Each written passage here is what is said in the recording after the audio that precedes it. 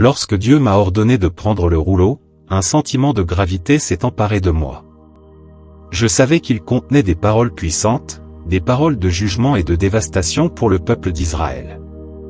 Ce rouleau n'était pas un simple parchemin, c'était un acte prophétique en soi. Tout à coup, j'ai compris que ce que je ferais avec ce rouleau allait déterminer ma compréhension même de la mission qui m'était donnée. La voix de Dieu m'a dit, « Fils de l'homme, mange ce rouleau, et va parler à la maison d'Israël. » Cela semblait être un geste étrange, mais, dans la vision de Dieu, chaque acte symbolisait une vérité spirituelle profonde. Le rouleau était un message, et manger ce rouleau signifiait que j'intégrerais ce message, que je l'incarnerais totalement. C'était un message divin, et je ne pouvais pas simplement le lire de loin. Il fallait que je le reçoive pleinement dans mon être, que chaque parole pénètre mon âme. Alors, avec une obéissance totale, j'ai pris le rouleau des mains de l'ange.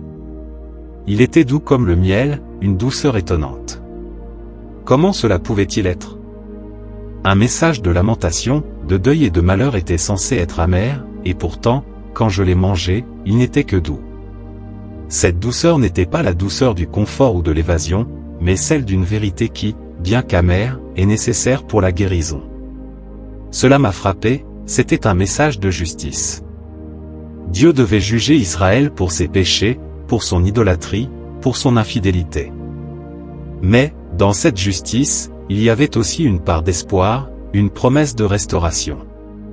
Ce rouleau ne contient pas seulement des paroles de destruction, il contient aussi une promesse.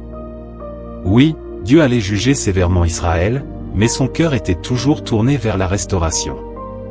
Les péchés du peuple avaient atteint leur apogée, et la rétribution divine ne pourrait plus être retardée. Pourtant, au milieu de cette justice impitoyable, il y avait la possibilité de repentance, la possibilité que Dieu, dans sa miséricorde infinie, restaure ceux qui reviendront à lui. Ce paradoxe entre la justice et l'espoir m'a profondément perturbé, mais il m'a aussi donné une force intérieure. Si Dieu m'envoyait annoncer ce message, c'était parce qu'il voulait que son peuple sache que la fin n'était pas inévitable. Il y avait encore une chance de salut. Le rouleau, avec ses paroles de malheur et de deuil, me poussait à comprendre que l'avertissement de Dieu devait être proclamé sans compromis. Mais en même temps, il m'appelait à transmettre cette vision plus large. Dieu n'était pas seulement un Dieu de jugement, il était aussi un Dieu de miséricorde et d'espoir. Lorsque je mangeais ce rouleau, il se passait quelque chose en moi.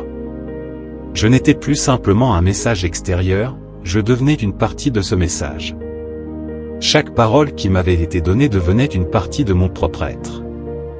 Le message de justice et de jugement se fondait en moi, mais il n'était pas seulement destiné à détruire. Il était destiné à faire renaître, à purifier, à restaurer. Cela était encore plus évident lorsque je méditais sur la nature divine de ce message, même lorsque Dieu exprime sa colère, il ne cesse jamais de vouloir sauver son peuple. La justice divine est toujours accompagnée de la possibilité d'une réconciliation. Le rouleau était plus qu'un simple message à délivrer. Il était un cheminement intérieur. Je n'étais pas juste un messager porteur d'un avertissement, je devais vivre ce message. Je devais être prêt à m'abandonner à la volonté de Dieu, à accepter que son jugement soit nécessaire pour la purification, mais aussi à voir au-delà de ce jugement la promesse d'une restauration future. Dieu ne nous abandonnait pas, même dans l'exil, même dans les duretés de la discipline divine. Après avoir mangé le rouleau, ma mission devait être claire. Il ne s'agissait pas simplement de dire des paroles, mais de vivre ce message. Je devais être le témoin vivant de la justice de Dieu, tout en portant l'espoir de sa miséricorde. Ce n'était pas une tâche facile. Ce n'était pas une tâche populaire. Mais c'était un appel divin. Dieu, dans sa sagesse infinie, m'avait préparé à porter ce fardeau, à partager sa vérité avec un peuple qui avait perdu sa voix, mais qui pourrait encore se tourner vers lui et être guéri.